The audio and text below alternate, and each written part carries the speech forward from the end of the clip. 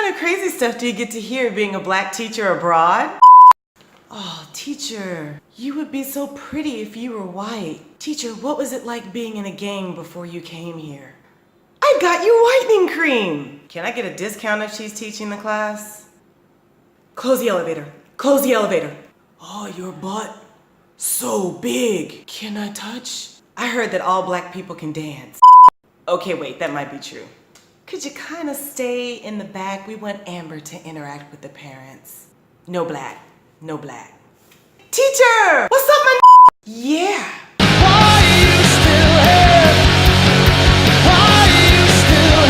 In today's video, I'm going to be discussing my experiences as a black teacher abroad.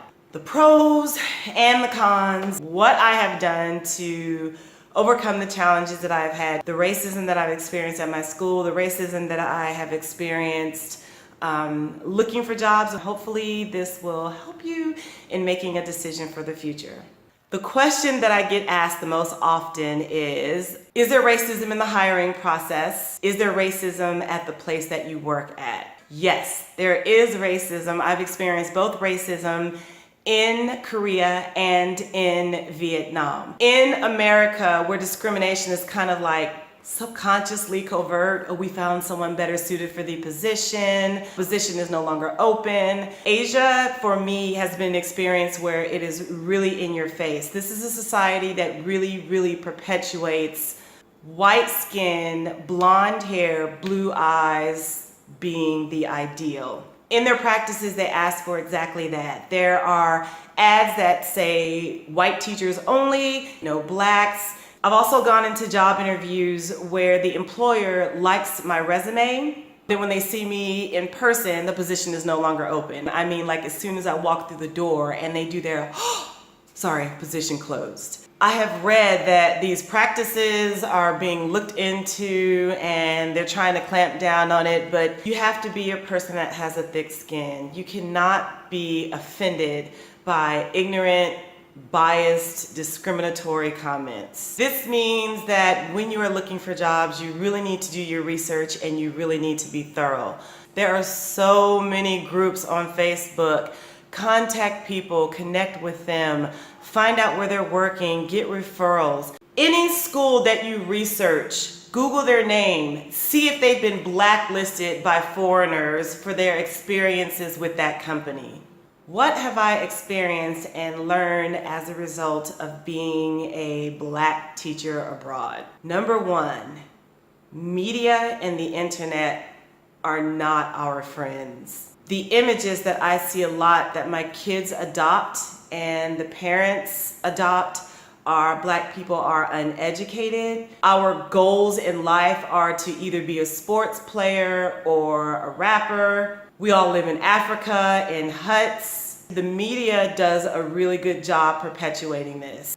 In a school environment where even the textbooks teach images such as this, it's really hard to combat things that have been ingrained in a society. So how do I use that platform? I use my platform as a teacher in every way possible. I will always find a YouTube video or a picture that showcases other minorities, other ethnicities, other than the ones that are in their book. You know, and that also includes their own. I don't see Vietnamese people represented in the books that we study unless it's a story about Vietnam. It's really important to create a bond and a rapport with your students. I know as much as I possibly can what kind of music they like, what their favorite food is, what are their dreams, what are their goals, what's their passions, what things do they want to see for their future. I find that most of my students really appreciate having someone being invested in them. That has allowed me to